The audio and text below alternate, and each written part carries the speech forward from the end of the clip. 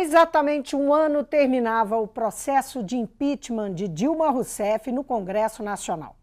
Em definitivo, assumia a presidência da República o interino Michel Temer.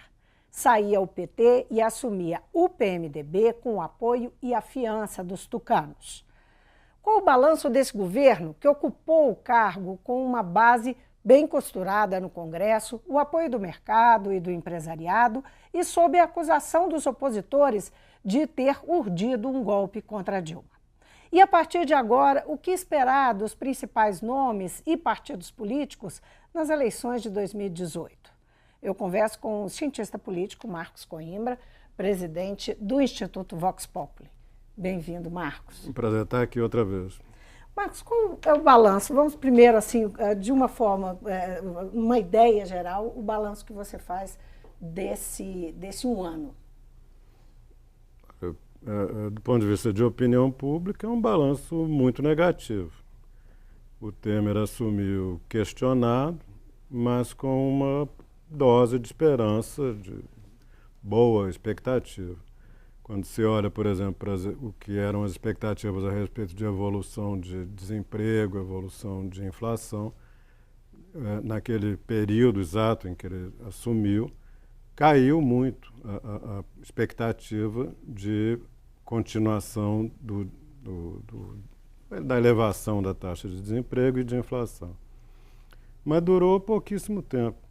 Quando chegou no final do ano passado, do ano de 2016, as expectativas tinham voltado exatamente para onde estavam. Quer dizer, se houve uma, entre aspas, lua de mel, foi brevíssima e não deixou nada para ele desde lá. Se a gente, basta ver como que evoluíram os índices de aprovação, de popularidade, de confiança nele, nesses 12 meses. Evoluíram de forma negativa? Extremamente negativa.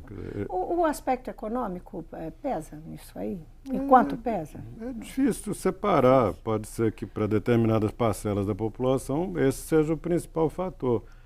Para outras pode ser a questão política, para outros pode ser as denúncias que começaram a pipocar para todo lado, em cima dele, dos assessores, do Ministério. Enfim, é um governo que tem hoje a mais baixa taxa de aprovação de todos os tempos. Ele está pior do que a Dilma na véspera do impeachment, está pior que o Collor na véspera do impeachment, que o Sarney no fundo do poço. Agora, ainda assim, não é?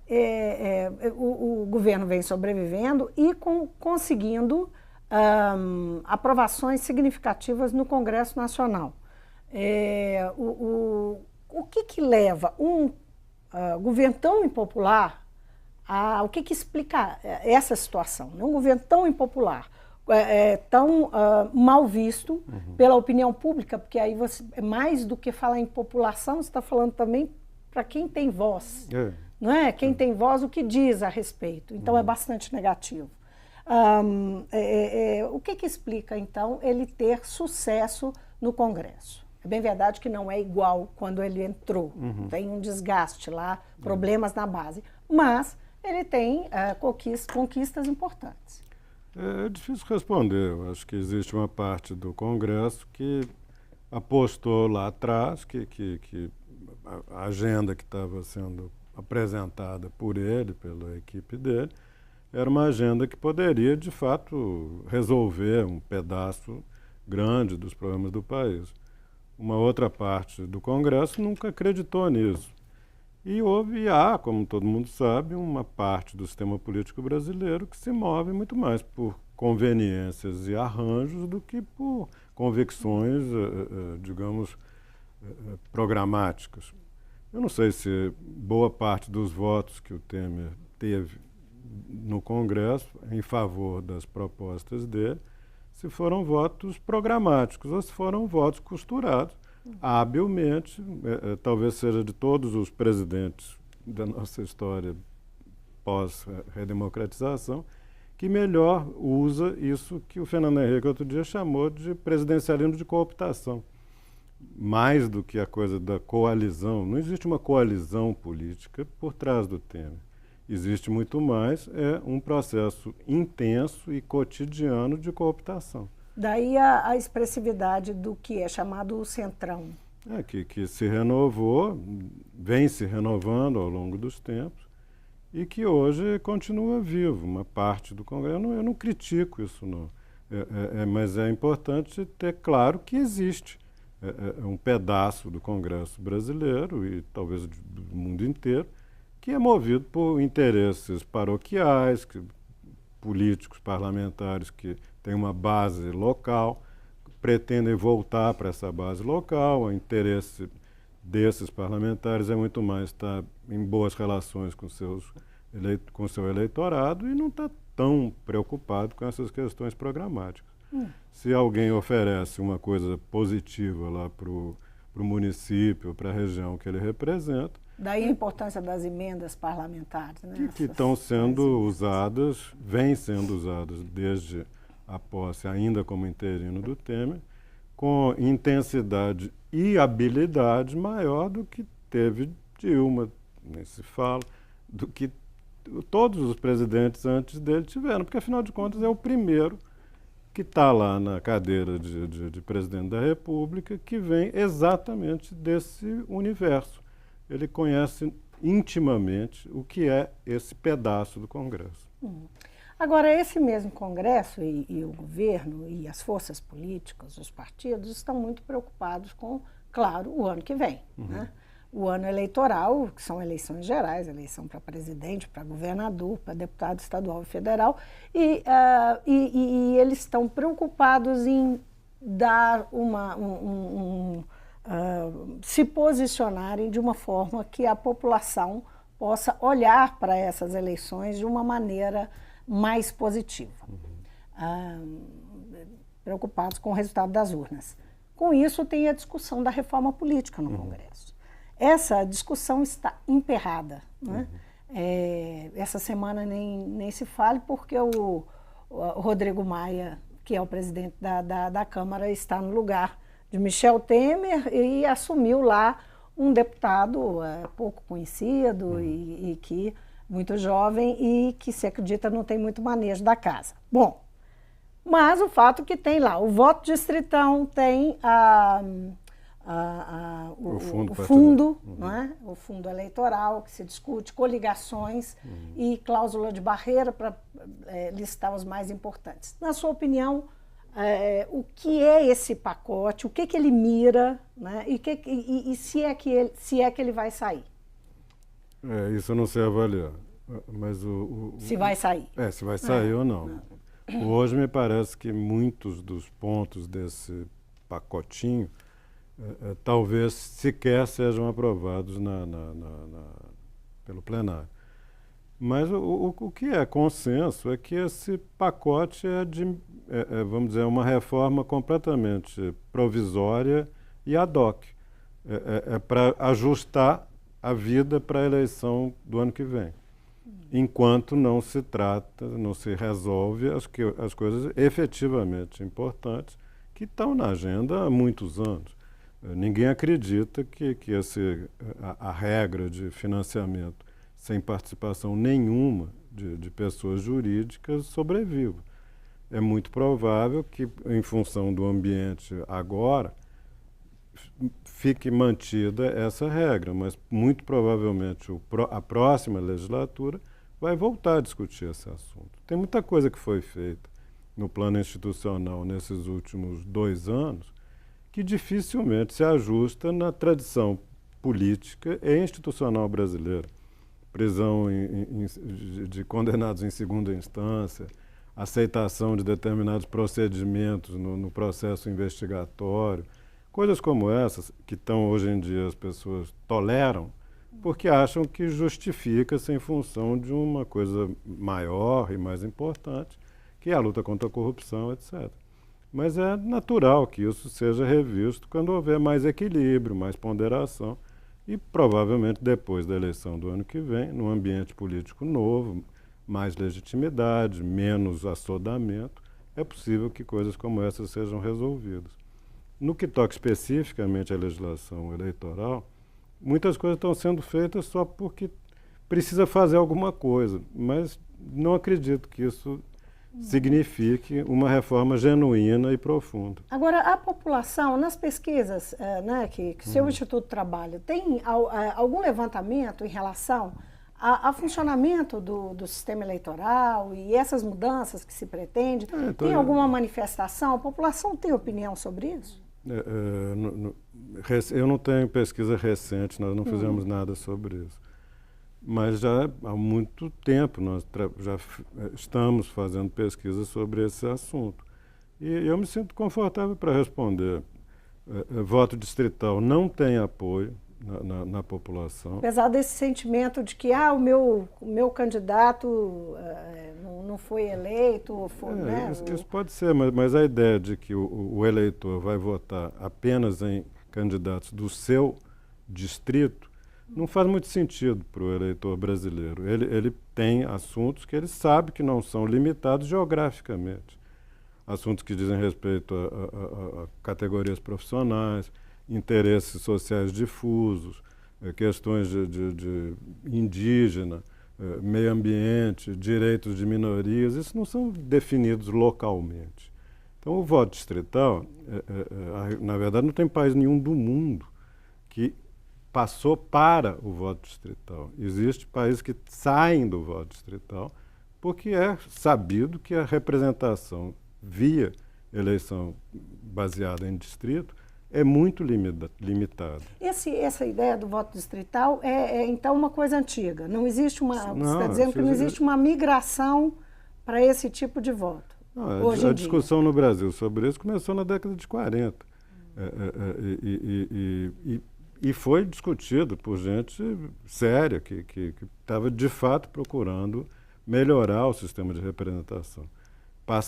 Passamos por essa discussão muitas vezes ao longo desses 60 anos e sempre concluindo como o resto do mundo conclui. O voto proporcional tem vantagens, muito mais vantagens do que desvantagens. Mas o que no comportamento, nas respostas do eleitor, leva a crer que ele não rejeita essa ideia do voto distrital? Não, porque você pergunta diretamente. Se ele prefere votar para deputado em alguém da cidade ou da região dele, ou alguém que diga que possa representar outros temas que não são regionais ou municipais. E normalmente se rejeita a ideia da proximidade, pela proximidade. Como critério primordial. Porque o voto distrital não é que priorize isso, fica nisso.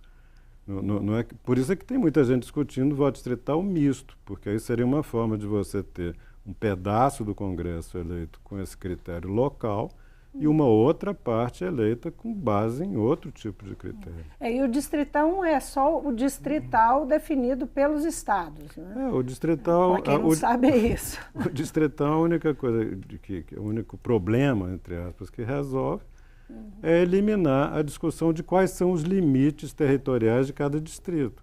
Porque isso é um tema da maior importância nos países que têm voto distrital. Porque, às vezes, se você inclui um determinado bairro de uma determinada cidade no distrito, você muda a tendência de voto. Se você inclui, por exemplo, um pedaço industrial num distrito A, ele muda. Ele passa a ter um outro tipo de comportamento, um outro tipo de composição e um outro tipo de comportamento eleitoral. Agora, Nos Estados Unidos tem até um nome para isso, para a gente que fica manipulando os limites de distritos. Um ano faz assim, aí no outro já propõe, não, agora nós vamos tirar essa cidade, vamos botar no distrito... Como é que é o nome? Isso em inglês chama gerrymandering. É você ficar alterando limites de distritos por conveniência. É bastante usual por lá. Super usual. Falando de 2018 ainda, a imagem negativa do governo Temer, não é? Não, deixa eu só terminar. Sim. Então, você perguntou sobre temas de como é que as pessoas reagem a essas propostas. Sim, desculpe. Por exemplo, voto em lista, totalmente rejeitado. Voto 100% baseado em recurso público, totalmente rejeitado. São duas coisas que estão... Tudo que está sendo discutido, a maior parte das coisas que se considera que entrariam nessa pseudo-reforma feita só para a eleição do ano que vem, não tem apoio popular. O voto em lista, como é que funciona exatamente? Só para quem está em casa entender do que nós estamos falando. É quando... Existem muitas opções, mas o mais típico o que eles estão falando lá no Congresso. É quando a direção partidária se reúne e apresenta uma lista. Tem uma ordem. Tem uma ordem e os votos que aquele partido, que aquela lista receber, vão ser alocados por ordem àqueles... Se o total de votos naquela lista, naquele partido, for suficiente para eleger 2 deputados, então vai o primeiro e o segundo colocado. Você acredita que essa baixa popularidade do governo Temer, essa muito baixa popularidade, pode afetar os seus principais partidos de sustentação, que são o PMDB e o PSDB, nas eleições de 2018? Ou, de fato, isso não, na percepção do eleitor, não é significativo? Certamente é significativo, certamente é um peso que esses partidos vão levar para a eleição. É natural que seja assim. Você acredita que as pesquisas que estão aparecendo hoje, que colocam, por exemplo, o PSDB numa situação muito inferior à que ele tinha há algum tempo, né? Pode estar influenciado por isso, pela participação no governo? Eu acho que é uma parte, mas certamente não é todo. Eu acho que o processo que foi desencadeado com a crise da Dilma, o impeachment e a posse do Temer, vamos dizer, esses últimos 3 anos, foi, eu arrisco dizer, fatal para o PSDB. A meu ver, o PSDB é um partido que, na melhor das hipóteses, será um partido médio nas próximas eleições. Agora, é curioso que em 2016 os resultados do PSDB foram extremamente positivos para ele, né? Foi o partido que mais conseguiu eleger prefeitos nas cidades com resultados não vamos esquecer importantes, que né? 1/3 desse total de votos que o PSDB recebeu vem do município de São Paulo. E 20%. Um outro terço vem do interior de São Paulo. Quer dizer, o PSDB só cresceu em São Paulo, em termos de número de votos e de qualidade de representação, municípios importantes, cidades médias significativas. O crescimento do PSDB em 2016 veio de São Paulo. Então isso explicaria, por exemplo, a figura dos nomes de Dória e Alckmin serem testados repetidamente nas pesquisas, apesar do mau resultado que o PSDB tem. Agora, isso, pela força do eleitorado paulista. Sim, mas não é de esquecer que em nenhum momento, desde a criação do PSDB em 88? Acho que é 85. Em 86, o PSDB já teve candidato. Bom, enfim, digamos assim, nos últimos 30 anos, nunca houve uma situação em que um candidato a presidente do PSDB, o mais bem colocado dos candidatos do PSDB a presidente, tivesse 1% em pergunta espontânea. O que explica? Significa, é muito possível. Bom, é fácil responder no curtíssimo prazo. Do final do ano passado para cá, portanto, nos últimos 7, 8 meses, todos os candidatos do PSDB caíram, em alguns casos desapareceram, como a Aécio, e quem cresceu foi o Bolsonaro.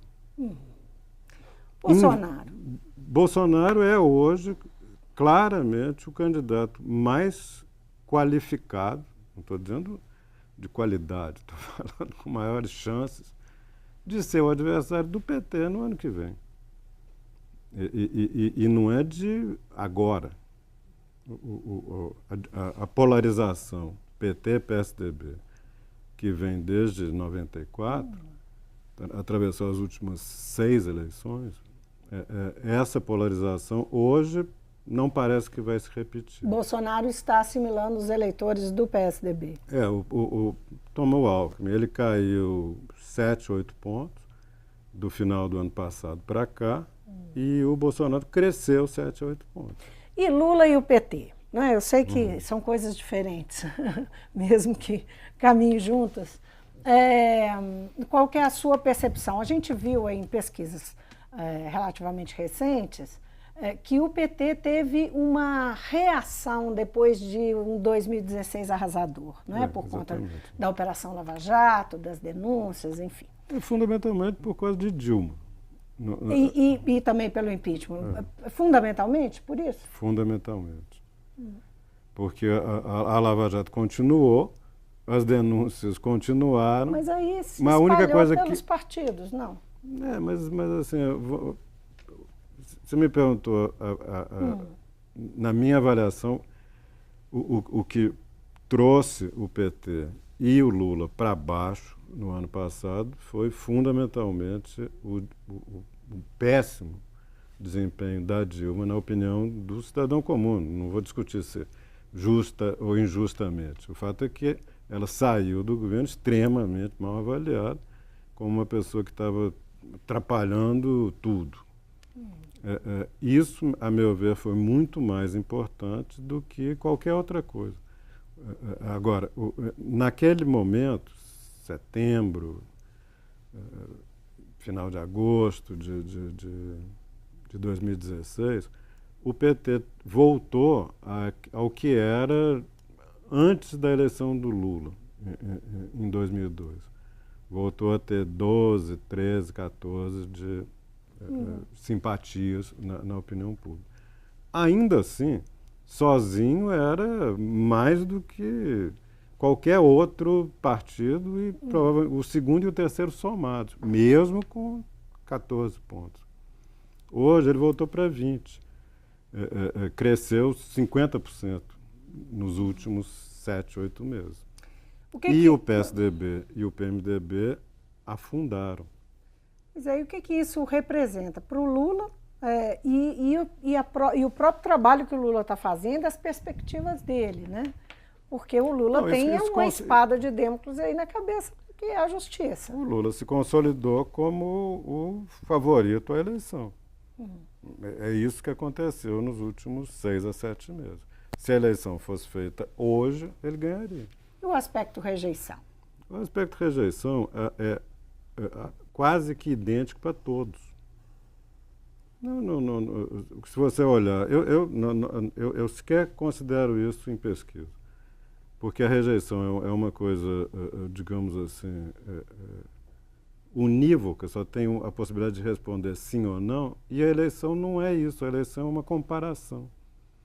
A eleição é uma escolha entre vários, em que você pode ter críticas e queixas com relação a todos, mas você vai ter que escolher um. Mas tem alguns que são mais rejeitados que outros. Me interessa muito mais saber qual que é a taxa de possibilidade de voto. E hoje, é por isso que eu insisto que o favorito é o Lula. Se ele não fosse favorito, já tinha até esquecido dele. Tá. Com esses personagens, Marina Silva, nós não mencionamos Marina Silva. É outra. Ciro Gomes, Marina Silva, o que explica quem mais? A melhora enquanto que os candidatos do PSDB caíram, todos, uns mais, outros menos, do final do ano passado. Quer dizer, o Dória não entrava, nunca entrou no ano passado por razões evidentes. Ele não tinha nem sequer sido eleito. Ele não tinha nem tomado posse ainda como prefeito de São Paulo. Mas, pensando em Serra, em Aécio e em Alckmin, todos caíram do ano passado para cá, o mesmo que o Bolsonaro cresceu. E a dupla Ciro e Marina caíram o mesmo que o Lula subiu. Então, está havendo uma pré-polarização, não mais entre PSDB e PT, mas entre PT e Bolsonaro. E uma parte do eleitorado que achava que tinha chance de votar no PSDB está cada vez achando mais que para o que ele quer e acha que tem que fazer, o Bolsonaro é muito melhor do que os tucanos. Então, será que esse eleitorado identifica o Bolsonaro com o discurso que ele realmente faz, mas que em campanha ele minimiza? Quando ele está saindo a campo, ele está minimizando um discurso misógino, um discurso intervencionista. Compreensivelmente. Ele está se comportando como um candidato, e ele sabe que ele tem chance de ser o adversário do PT. Porque, independente do Lula ser candidato ou não, o PT tem... É difícil falar em chances aritméticas, mas o PT tem enorme chance de estar no segundo turno contra alguém. Os 20% que ele voltou a ter como partido, os 25% a 30% que o Lula pode transferir para alguém. O ex-prefeito Fernando Haddad, por exemplo, tem alguma chance? Ele vem sendo foi recentemente citado. Todos os nomes do PT são, do ponto de vista de opinião pública, praticamente iguais. Nenhum deles sozinho tem uma intenção de voto que o diferencia dos demais. O critério de escolha, na hipótese do Lula não ser candidato, o critério de escolha não será baseado em performance em pesquisa. Porque em performance todos são iguais. Só agora, só para a gente encerrar, se você pudesse ser sucinto. Como é que você vê o desenho de 2018? Porque isso aqui tudo é o que a gente está vendo, que está sendo discutido hoje, né? Mas qual que é o desenho de 2018, da disputa presidencial e o destino de Aécio Neves?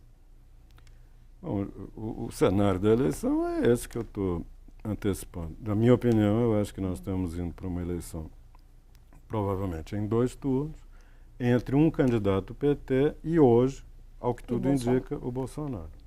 Quanto ao Aécio, nós estamos vendo que ele talvez tenha passado por um processo de desgaste irrecuperável. Ele hoje, nacionalmente, desapareceu. E aqui em Minas? Aqui em Minas tem um nível de decepção com ele que agrega a um desencanto com o PSDB, o tipo de política, o tipo de conversa, o tipo de comportamento errático. Soma-se ao desgaste do PSDB um desgaste pessoal que é muito mais intenso do que fora de Minas, porque aqui as pessoas gostavam muito do Aécio. E hoje passaram a vê-lo como alguém que traiu a confiança que tinham nele. Marcos, muitíssimo obrigado pela presença. Obrigado, eu é que agradeço. Eu conversei com o cientista político Marcos Coimbra, que é presidente do Instituto Vox Populi. Nosso assunto principal aqui, na verdade, foi o balanço político desse 1 ano do governo Temer, como presidente efetivo, presidente da República efetivo, já que nós estamos exatamente a 1 ano do afastamento definitivo da ex-presidente Dilma. O Mundo Político fica por aqui. Obrigada por nos acompanhar e até o próximo programa.